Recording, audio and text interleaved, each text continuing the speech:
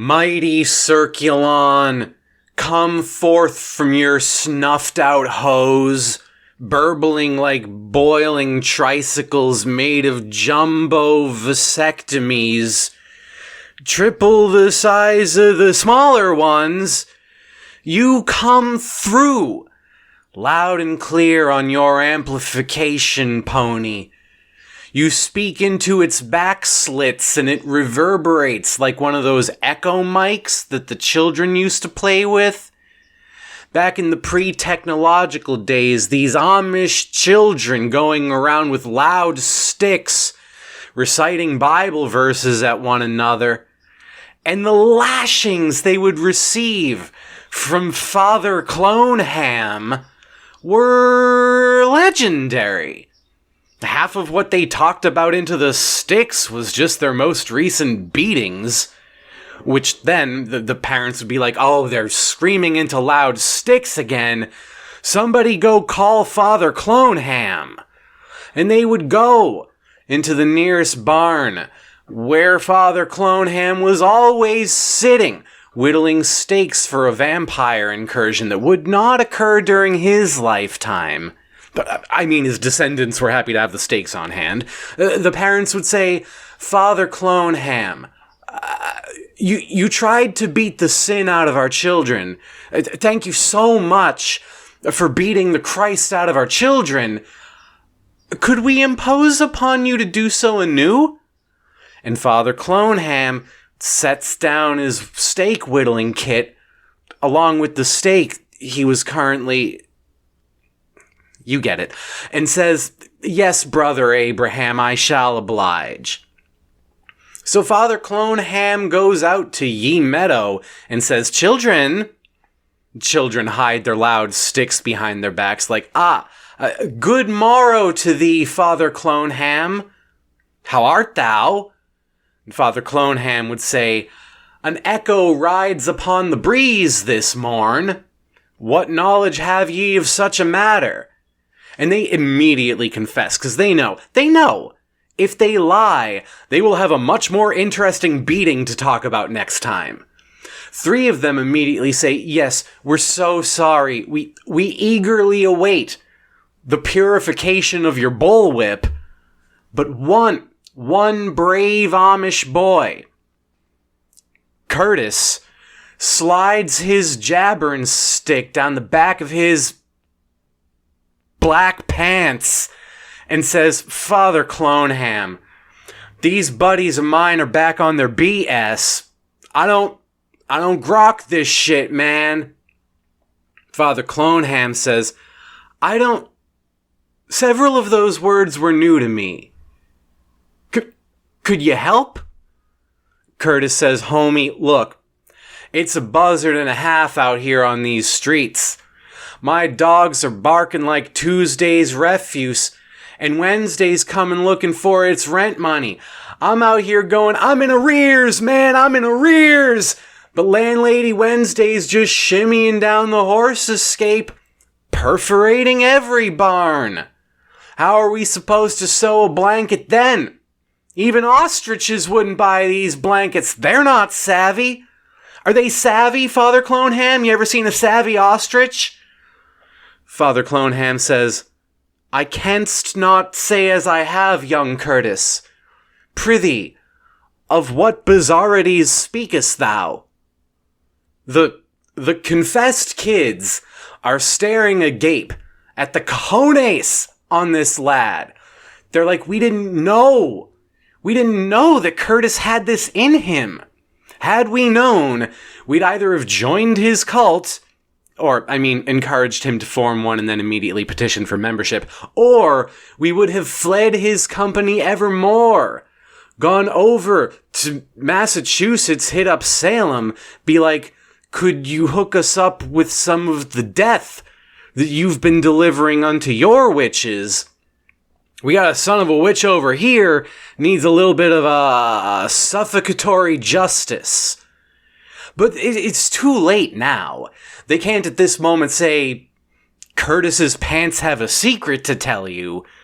Look, Father Cloneham is well acquainted with all the techniques necessary to bruise a small child spiritually and physically. Curtis has either left that boundary in the rear windshield of the horse-drawn cart, or perhaps he's gone right up to the line and is tickling it with a Tootsie Toes. He needs to figure out what prithies he's going to be telling Father Cloneham. Father Cloneham is already sharpening his ironing Norse helmet that he's going to use to flatten these children. They will walk around as two-dimensional cartoon characters for the next several weeks. Can't grab sin sticks then. Your hands can't twine around a three-dimensional object. Best you can do is slot yourself in a plank of wood and hope that nobody sees your shame until you re-inflate and hatch out of the board like some sort of a tree chicken. That happened to a couple of the older kids 2 years back, and they were still going around clucking. Oh, Sister Tree Chicken, bet you wish you hadn't messed with the talkie sticks. Sister Tree Chicken goes, bless me, Father. Father Cloneham says, my faith in the Lord does not extend to faith in thee, young Curtis. What lies telleth thou, marring this glorious day given unto us by the Savior? What mendaciousness poisons thy innocent heart? Curtis goes, I don't know how long you got. Let's walk it back, brother father. Brother father? Father Cloneham says, I am no brother of thine, father though I be. Thy tongue, a slippery instrument, blowing melodies of disrespect and that deadliest sin of pride. Curtis, come thou hither. Thou shalt evermore be a tree chicken. The other kids are like, Curtis, thou hath fucked up real bad. 'Twas thy chance. Mere honesty, the only salvation available to you, and yet further sin thou choseth. The hell, man? Curtis just makes a motion like, I got this. Father Cloneham striding forward with his stretched skin and his oddly wrinkled nostrils. Like, not the nostril skin I just explained, that is taut. He uses his Norse ironing helmet to make sure, like, he can cartoonify children with it, but if he moderates the pressure he applies, it's like an anti-aging thing, but there's a waviness in the nose holes. It's not relevant to the story, I just wanted you to have a clear picture. This helmet, he is swinging it back, ready to smack the impiousness right out of this child. Bat him like a baseball back into the loving embrace of God's catcher's mitt. Curtis knows he is on his last chance. And he says, Yippee-ki what? Father Cloneham freezes in place, his brain, shorted out by this, realizes what it is. Hipster jingle doodads picked up from Romspringa-esque escapades in the neighboring towns. When the dark falls, Curtis slips out on the base of a curly lemur and then dashes, by tickling it just the right way, into the cities, into the night, where he stands outside of department stores and watches advertisements for probiotic yogurts and treasonous sap. If you buy this, you're going to Amerihell. Only the bad voters want their pancakes damp. And he takes it all in. And he comes back home by the dawn's early light. Slips back into bed. Dude hasn't slept in weeks, but he knows, be it sin or be it freedom, there is something in that experience worth more than sleep. Something in the living that makes it worth living tired.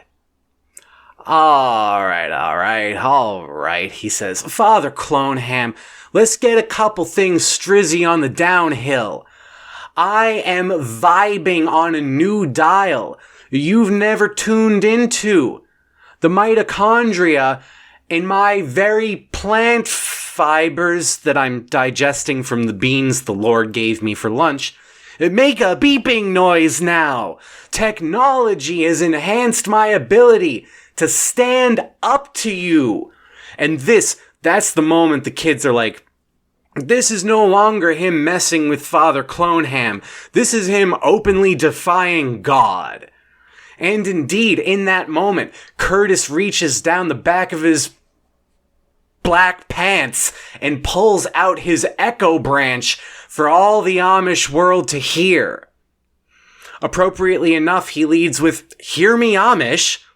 This whole Jesus thing has gone far enough. I walked through a Target a couple towns over. They sell green bananas there. Our bananas are brown to the point of blackening. We can't keep living GMO free. You gotta embrace what Mother Isaac Newton and Father Albert Einstein and Auntie Gary Gygax have bestowed upon our quote-unquote sin-addled brethren. Supposed to love thy brethren. We're over here sequestering ourselves. We spend all our time combing one horse's mane. Mom makes butter and I comb the horse? That's the life we've chosen? Well, what if I were to tell you that over there, in that Target, aisle 6 if you're curious, there's a loose floor tile.